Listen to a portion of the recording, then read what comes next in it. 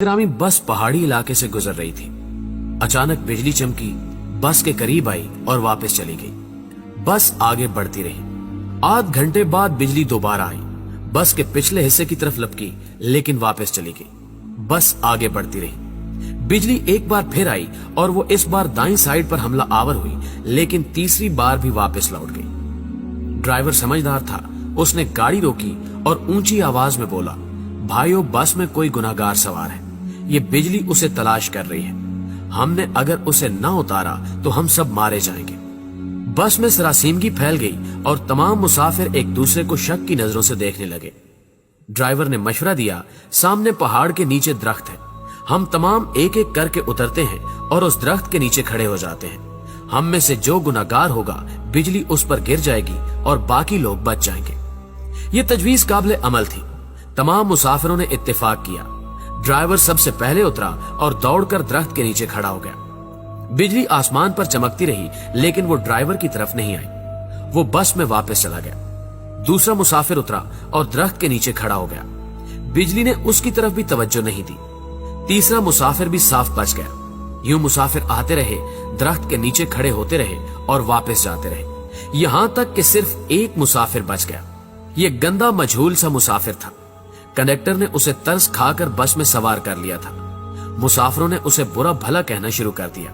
लोगों का कहना था कि हम तुम्हारी वजह से मौत के मुंह पर बैठे हैं, तुम फौरन बस से उतर जाओ।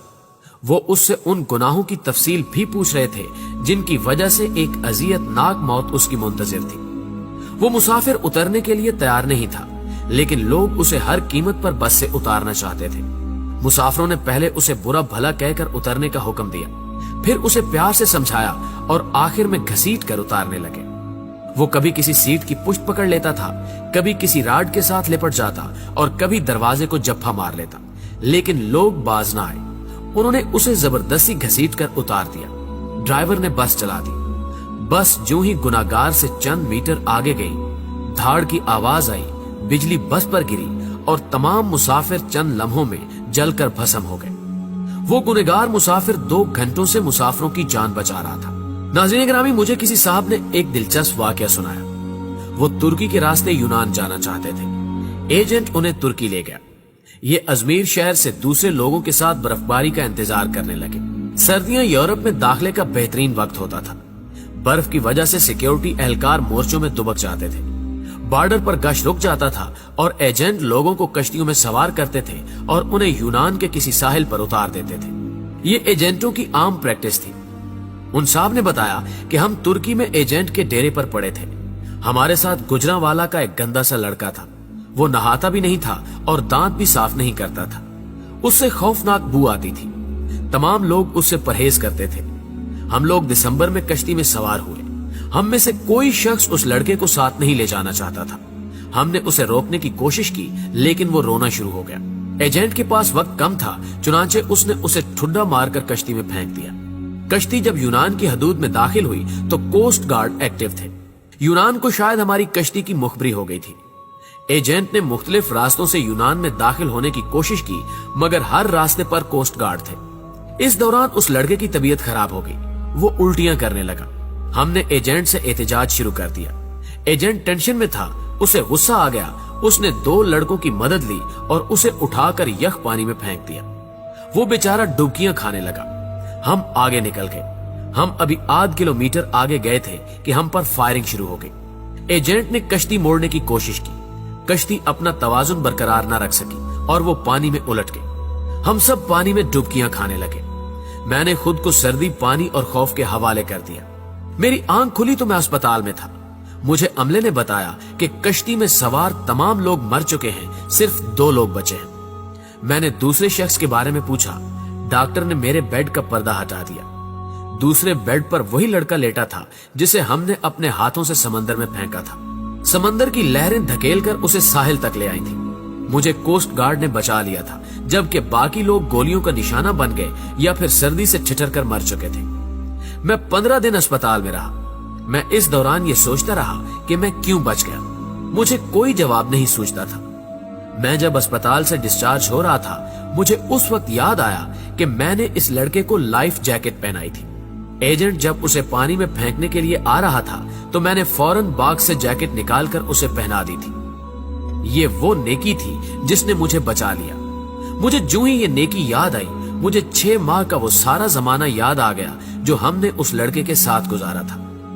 हम न सिर्फ तुर्की में उसकी वजह से बचते रहे थे, बल्कि वो जब तक हमारी कश्ती में मौजूद रहा, हम कोस्ट गार्ड से भी महफूज रहे, यख पानी से भी और मौत से भी महफूज रहे।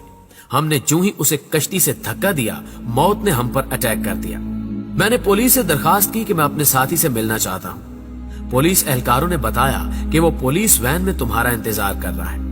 मैं गाड़ी में सवार हुआ और जाते ही उसे गले लगा लिया। मुझे उस वक्त उसके जिस्म से किसी किस्म की बू नहीं आ रही थी। मुझे मालूम हुआ कि मेरे साथियों को उसके जिस्म से अपनी मौत की बू आती थी। ये उन लोगों की मौत थी जो उन्हें उससे अलग करना चाहती थी, और जो ही अलग हुए सब के सब मौत की आगोश में चले गए। नाज़रीन ग्रामी, मेरे एक बुजुर्ग दोस्त जवानी में अरबपति थे, लेकिन उनकी जिंदगी का आखिरी हिस्सा उसरत में गुजरा। मुझे उन्होंने एक दिन अपनी कहानी सुनाई। उन्होंने बताया कि मेरे वालिद मिल में काम करते थे, गुजारा मुश्किल से होता था। उनका एक कजन माजूर था। कजन के वालिदैन फौत हो गए, उसके आगे पीछे कोई नहीं रहा।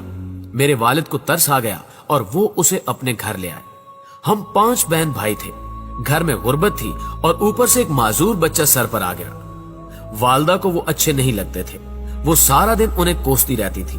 हम भी वालदा की वजह से उनसे नफरत करते थे, लेकिन मेरे वालिद को उनसे मोहब्बत थी। वो उन्हें हाथ से खाना भी खिलाते थे और उनका बोल बराज भी साफ करते थे और उन्हें कपड़े भी पहनाते थे। अल्लाह का करना यह हुआ, हमारे हालात बदल गए। हमारे वालिद ने छोटी सी भट्टी लगाई। ये भट्टी कारखाना बनी और वो कारखाना कारखानों में तब्दील हो गया।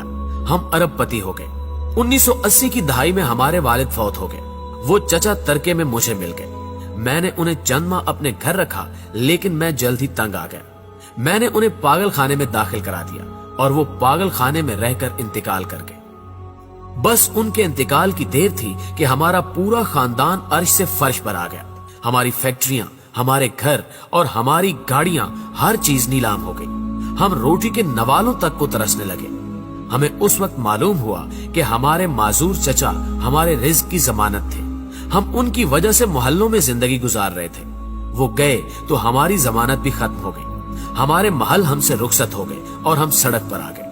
प्यारे दोस्तों, ये तीनों वाकयात आपके लिए हैं। हम नहीं जानते कि हम किन लोगों की वजह से जिंदा हैं, हम किन की वजह से कामयाब हैं और हम किन की बदौलत मोहल्लों में जिंदगी गुजार रहे हैं। हम ये भी नहीं जानते कि हम किसको बस से उतारेंगे, हम किसको कश्ती से बाहर फेंकेंगे और हम किसके खाने की प्लेट उठाएंगे, और वो शख्स हमारा रिस्क, हमारी कामयाबी और हमारी जिंदगी साथ ले जाएगा। हम हरगिज नहीं जानते, लिहाजा हम जब तक उस शख्स को पहचान नहीं लेते, हमें उस वक्त तक किसी को बस, कश्ती और घर से निकालने का रिस्क नहीं लेना चाहिए, क्योंकि हो सकता है हमारे पास जो कुछ हो वो सब कुछ उस शख्स का हो, और अगर वो चला गया तो सब कुछ चला जाए, हम न रहे, मट्टी का ढेर बन जाए।